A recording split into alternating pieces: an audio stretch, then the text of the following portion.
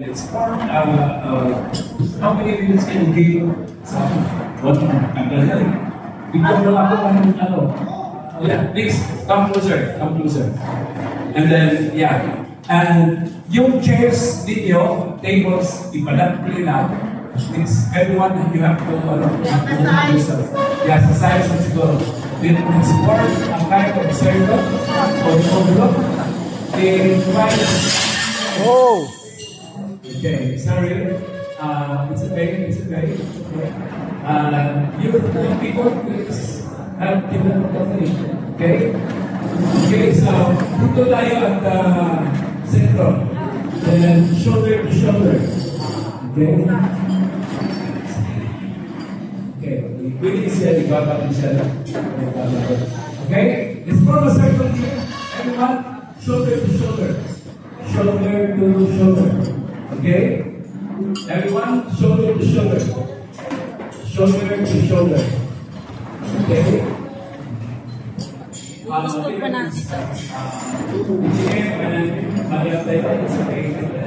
It's okay. Okay? Shoulder to shoulder. We give us a situation now. Ang tanong ko ay, why are you here? It's the very local situation that we have in one sentence only. So we have documenters here. For example, si Kapitan, si Mayor, what is the very disturbing situation to talk about environment? By the way, the lens right now is not just Malampara. We have people, we have friends from the city, we have friends from the province, and of course, Malampara. No? Hello? Yeah? Hindi na pinagpagtahan kita no? Pero kumakain ka. So please, document first.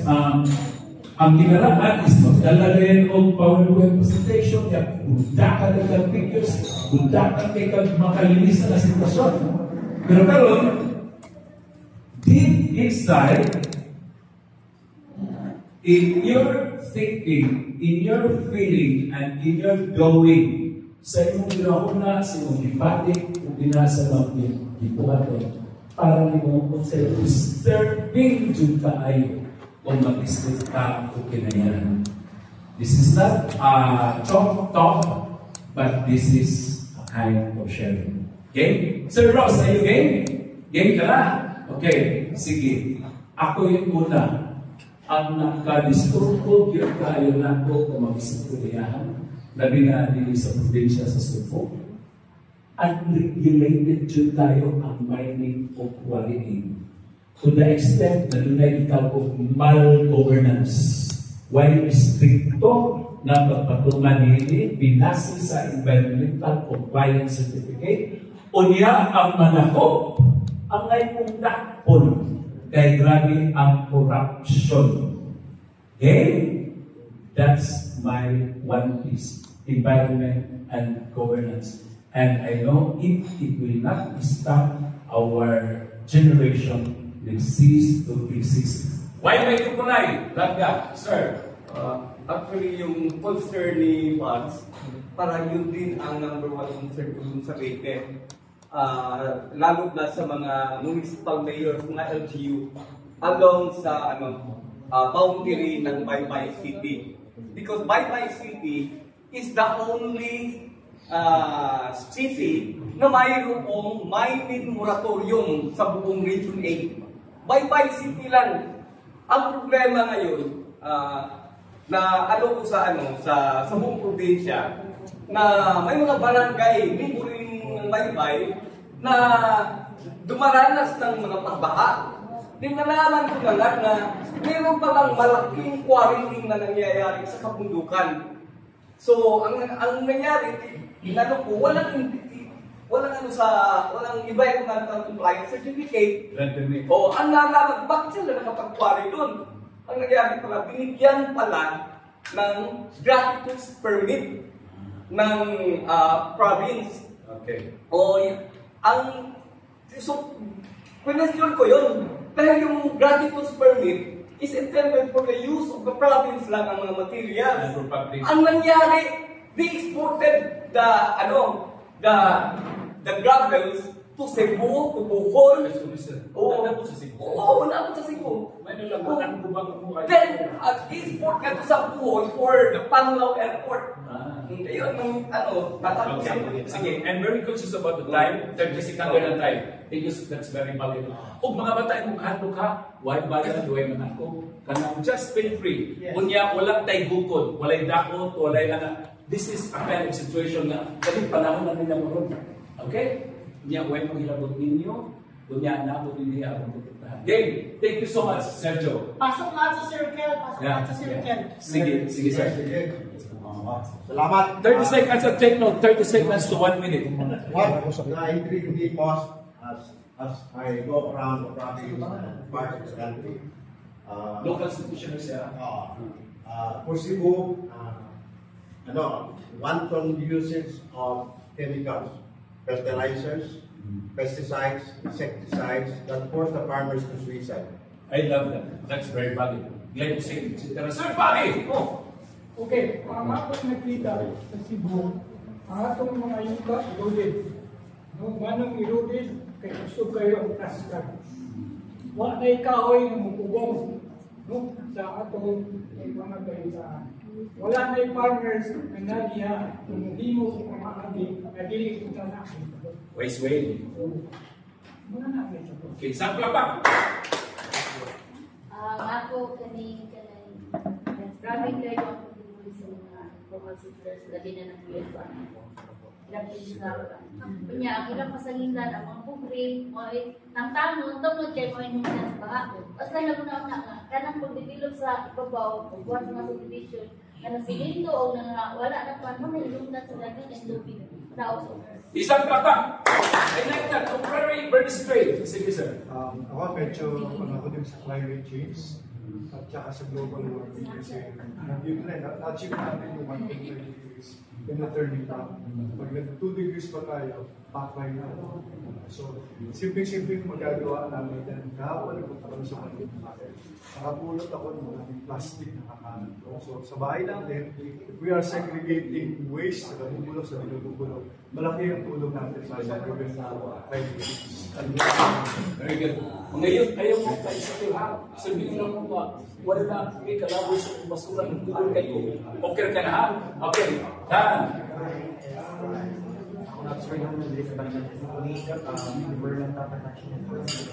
Especially sa open burning, it is still rampant, especially sa mga barangay. Imagine mo, pag-burn pa, dili pa mahadlok. Dili mahadlok pagsulog sa mga basura, kay wala may basura mga garbage wala. Very good. Balik ko rin. From here. Para yung disturbing pa yun na ko na si Di ba station nito kailangan pagpamutol, pangahoy, o mga kahoy, putlong niya, ibuuling, pinag-ugakunang paryata, matutulong sana kay nindot na kuno gawin charcoal para sa paglitsyon ng manok natin sa kinakain natin. So, yun ang magandang itigil. That is why my administration, I'm open for the investors. Malipat yung attention ng mga taga mountainside nga instead of mangahoy, ibinta sa palengke para igatong doon, nagluto ng puto, naglaga ng buto-buto ng baka sa kababoy. Instead of doing that, ma-chasing ang attention, you will go into the industries or yung mga projects na malaki na wherein their livelihood or their income will be na tuloy-tuloy na kasi pag pangahoy, tinanong ko sila, in 3 days, they earn only 300 pesos. So, bakit kayo na? Oo, ang ating kalikasan nasisira dahil lang sa interest nila na in one day, kung ma-harvest na nila yung uling, earn sila as much as 2,000 pesos. But that 2,000 pesos, it will take them almost 2 weeks to gather the wool and then sunugin nila para maging uling. In how many days it will take them 3 days na 24 hours sila magbantay na baka yung maging uli nila, maging ako. So kaya ganyan. So I am very open to all investors that will come in Balamban without asking the even piso. Yeah! From the mayor, mga toko ni Isa.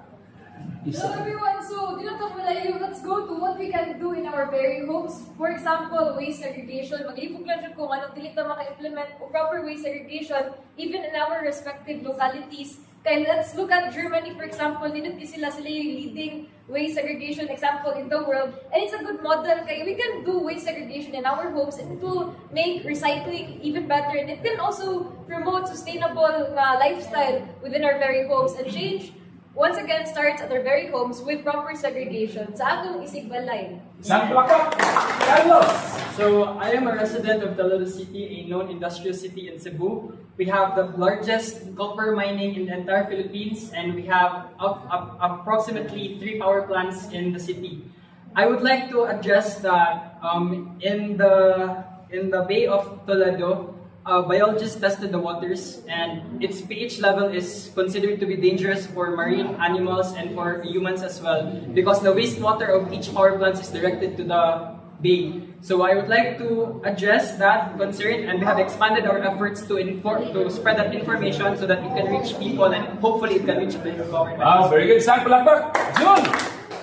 So, nag-introduce naman ko kanina nga I was one of the... What is the very disturbing na pagkagumbas kinaya? I'm very concerned about food security na to. No, kay most of Filipinos, most of the farmers are always aiming for food security. Pero wa sila kahibaw unsa nga word ang gitawag ng sustainable farming. No, wala silang food security, pero di sila kabaw mo sustain sa ilang farming techniques. So mag-implement sila og atong gingon ni Sir Donnie nga mga chemical fertilizers nga mga dahon. So dili na maka-sustain ang atong good harvest in the future. That is why my advocacy is I am very concerned about strict implementation of sustainable farming system in the Philippines. Saan palakpak? Ito, situation na ta, wala talaga solution. Kung saan yung pinaka-problema ba? Unregulated use of chemicals among farmers. Okay. Saan palakpak? Honorable JR. Isa ko tradisyon sa akong trabaho ang karina na kapasa ko sa sir. Yung body ay hindi lang sa pan event, magian sa kwari ang itong kahoy sa kilid sa Isang palakpak. Ano na sa assistant Pedro? Tina. Ang pinaka-disturbing for me, no, since I just recently had the position of assistant, it's the indifference, the ignorance, and the lack of accountability of those people who should have made an impact for environmental protection, from the business sector to the barangay to the local. Isang taguig. Oh! Ay, diri. Ang main concern ko, dito din ang main concern since ang uban, youth kay concern nila is ang basura. Ngayon ang basurahan, kanang truck na basurahan, dili mo na nila i-segregate. No collection, no segregation, no collection. I-segregate o ta na. That's very good. Joe! Ang ako ang concern is na meron itong farming techniques na pinag-arigli sa kaniang slopey areas na basta lang kayo nagtikad, basta lang kayo nag-uma, so ang metabo is mabanlas na lang. So, kitang tanan damay, no? Even though nag-concern ta kay gusto ta agriculture, gusto ta food, pero mali ba ang farming techniques? Very good. Bigdere. Sa pag-ikot-ikot ko dun sa mga tourist attractions ng Ibahay, I saw na yung plastic single garbage. Kasi the most convenient na dalhin na baon sa mga picnics ay those that are put inside the plastic na yung mineral water, yung chichirya. So, yung mga basic na pag-segregate lang sana and yung simpleng pagtapon sa tamang basurahan. Thank you so much.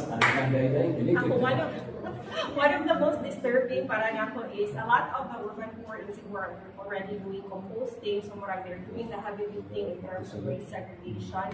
But kanang mga savings kanang kuan from the government in terms of tipping fee and garbage one, it's not going back to them. So dali raw na kaayo nga kuan. So dapat i-reinvest in ang money to the manus na segregation. Woo! Isang tagoy! Lahat ko! Sir Rocky! Disturbing nga ako kay Cebu, kay balik-balik ko na yun dyan. Napayos ko trabaho sa Sulan Water Conservation, na-pioneer ba? Kining man na river watershed, lalo ko gabi, dagang nanubo ng mga building. Karang di ka facility, manununggo na sa buwan, here, karang hindi ka dagang mamso. Saan ay sakit lang mo sa atong watershed buwan, buwan ko manig tubig. So, maday, bakit ito buwas ang buhol? Kuha ng tubig sa buhol niya. So, ano yung sa karoon sa akong balance na environment na nangunubo ng mga building. Okay, isang palakpak! Alita sa ato ang Undersecretary sa agency. Grabe, kiniglance and share na to. Yes, sir. Puro parihan lang sa GMA. Tungod sa flooding, ang mga nagpuyog sa Cebu City, 18,000 estimate, 88,000 families na na-disobey. Ang problema na pining 18,000 muna ibasol sa flooding. Daily climate change, daily ang pag-neglect nato sa mga kahoy, murag sila may sadan, hindi sila may biktima. Muna yung nakalisod. Very good. Isang Francis, go! Alita sa taga-bundok, taga-bukid here. Come! Go ahead ka! Okay. Isip ko sa amahan sa katawan, atong itanaw, basta tinood, problema, niya, ang sa tinood nga sitwasyon. Ang tubig, manaog sa ubos, ipabot sa ubos, nag-antos o baha. Yung putlo ng bukid, pungatang bukid, wala yung tubig sa ubos. Masabta, basta Tagalog niya. So, it's probably na pasa-pasa sa ubos, katustas, sa taas, katusubos. So, pag-reparis nato sa bukid, idaghan ang tubig. Pag mubaha sa ubos, nag-antos ang ubos sa baha. Anong nag-antos man sa baha? Atong tanas, or sa ako lang observation. Ang natural na baybayon, ako directly. Kini, abot sa taon, uagas ang baha, mag-abot, asa mo siya dapat? So, siyempre, guba. Pero ito guba ang nature sa baybayon. Kung ang-develop ta, nalilang taas-taas din ang napis dagat. So, ang nature, di siya musap. Yes. Diba? So, ang majority nato pobre, mahirap. O sa reason, nga nung magpabadlong, may violation ang atong mga tao tungkol sa kahirapan. Yun ang nag-umpisa sa krimen at mga violation for pagpari. Ako parang kasadis, change technology, change livelihood, another training kung saan nato pagsulbat ang krisis aron mabuhi ang mga tao nga naay lasang. Okay, sa palakpak, yeah! Ayos ka sa tagalipid. Why unay? Kasi pinag-gusto mong hindi mo, ma'am.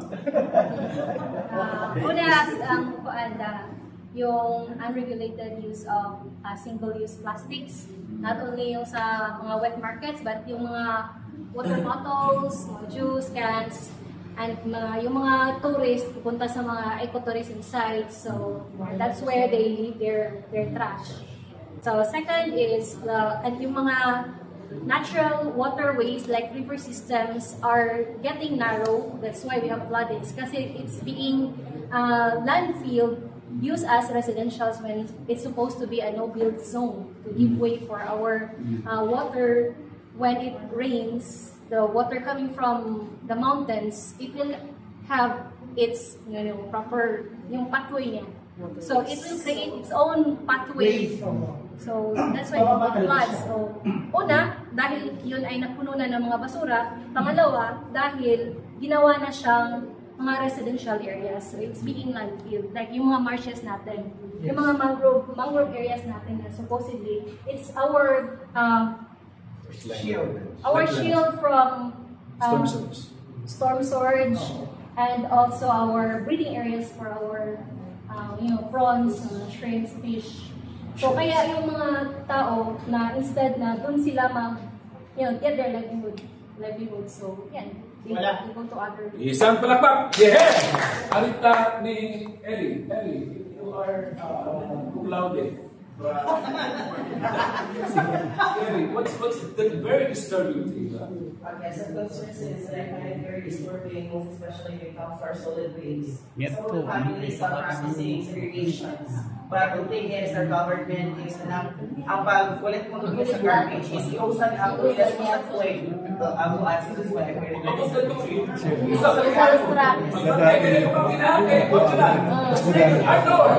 kasi pag hindi nag-segregate, kukunti yung magiging merong conflict. The more na ilang sila, mas malaki mag-segregate. Kaya dapat Punita, magkakatag ikaw, Funji.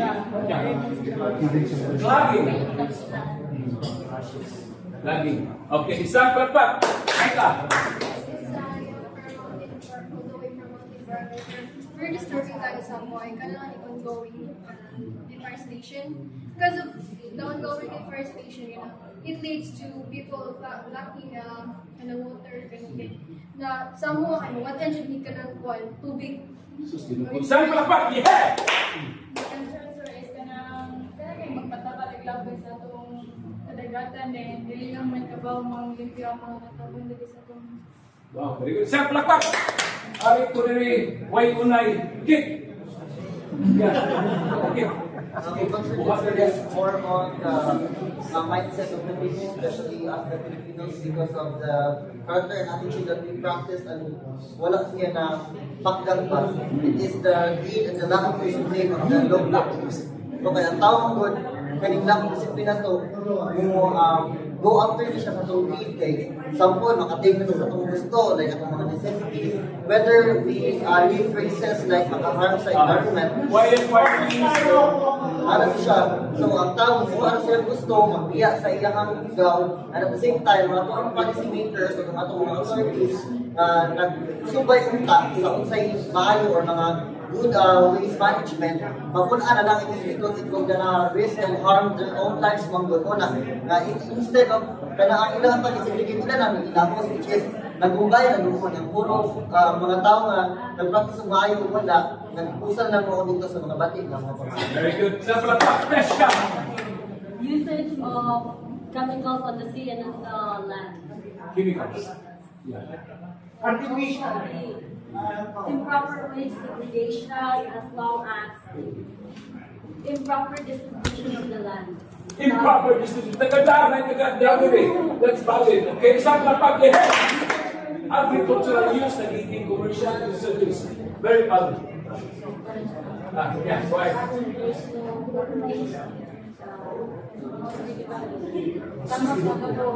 Minsan waste sa hospital, mga hazardous waste. Tama sa video nga dapat mga waste sa district hospital direct tambak sa utilities. Hazardous. Very good. Isang palpak. Ang ginawa na ito, ang usas mga magitan ng bisita, sir. Maraming mo sa 1 second na sabihin ko sila itong palakpak kanina.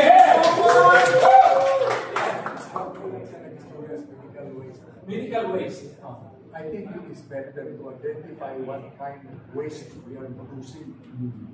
So that we can identify the solution. Ang akong concern is kanang medical waste, hazardous waste. Diin na sila i-produce. Like for example, we have a lot of birthing facilities. Asa nila gilabay ng dugo? Asa gilabay ng nunlan? So there are a lot of issues in the medical waste and hospital waste. Naalala sila meron, but it has never been noticed.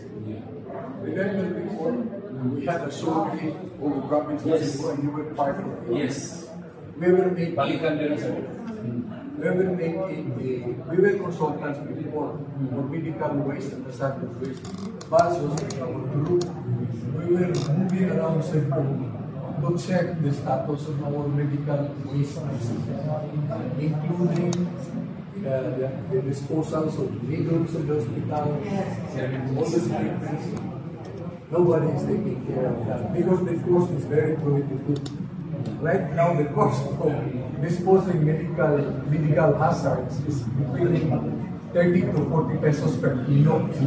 And that is really hurting the hospital. I don't know what will happen to us. We don't know, but this is a dangerous investment waste that we have seen. That's very interesting. Isang palapag! Yeah! Yeah! Jai! Masaras Pagdalan.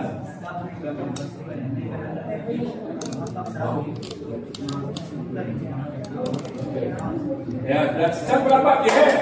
Joshua!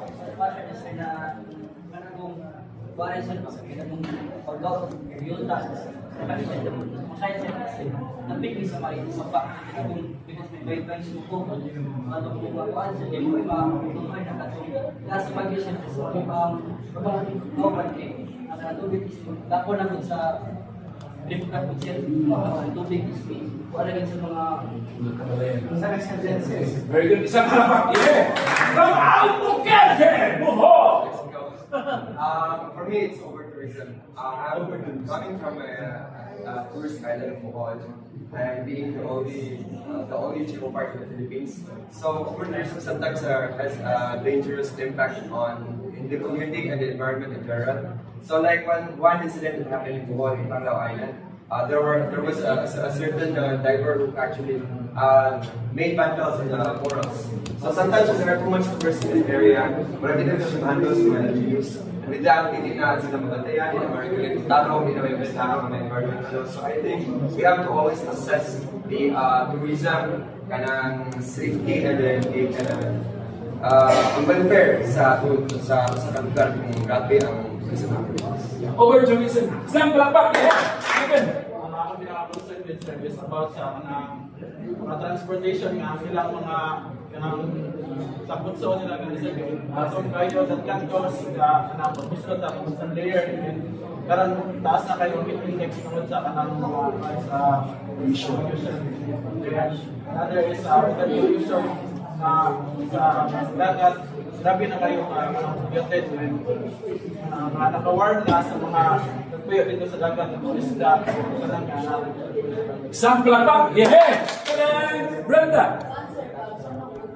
Sunog of plastic. We all know man ka na ang pagsunog ng plastic ay nabas ng penicillin. Ay ko pagkamali sa labi. Mataw sa yuta, ang plastic kami sa yuta. Isang palapag! Yeah! Ay ka! Okay, pinasa tayo ni Aika. Aika, kuhan!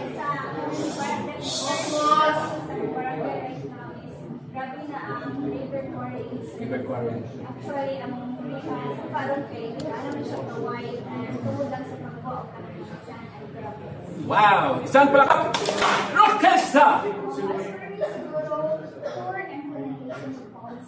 We have a lot of policies, but not properly implemented. That's very good, no? That's really disturbing. Isang practice para kay Rockesa! Sir! You are LGBTQ! Nakay puno, sir? Okay. Wala na. Jeffy, sa may mga go back to the circle, go back to the circle. People advocating the validation that they are planning to grow in interpretation species and people mapapatay wildlife. Yeah, okay, wow. Okay, anyone of kinsa pa na iulog? Check what is it? I know you are doing a consultation, but do you sir? What is the story? Deforestation. Pinaka. Kasi yung mga malalaking bagyo nagsasara matre. Pawala na yung aming bantay. Para basta yung bagyo mapasok sa amin. So, sa akin napakaano talaga disturbing na ginagawa ito ng ilang tayo. Tapos yung trees around that area, pinatanggal. Sir David, it's very disturbing to you, sir. And this is the reason you ran as a senator. Very disturbing. Nakakausap ako na disturbing. Baka wala kakayahan. Pangalawa yung solid waste management. You have a very good man. Okay, anyone is there palakpak para sa lahat kaya? Ay, pahabol! Nagaling kayo! It's very disturbing, but you forgot. Hey, my daughter is here. Sorry. What is that very disturbing to you? Environmental awareness is a very urgent situation, but it is unfortunately a trend only. Trend meaning something irrelevant for a short amount of time before we decide to do something else, when supposed to be awareness should be something on the forefront of everybody's mind, especially because it's impact on the urgency planning, especially sa youth. How are we supposed to find movers action if there is no awareness? Because awareness translates into action. So what if you're only aware for that specific period of time, you're listening to something else, hindi na ka makaunang we're supposed to be thinking about the environment. Yes. Wow, very good, yeah! Awareness, IDC, information, education, communication. Okay, anyone? Wala na? Wala na? Yes, please. One day. Sorry, sir. Wala kayo na-mention on fossil fuels. Yes.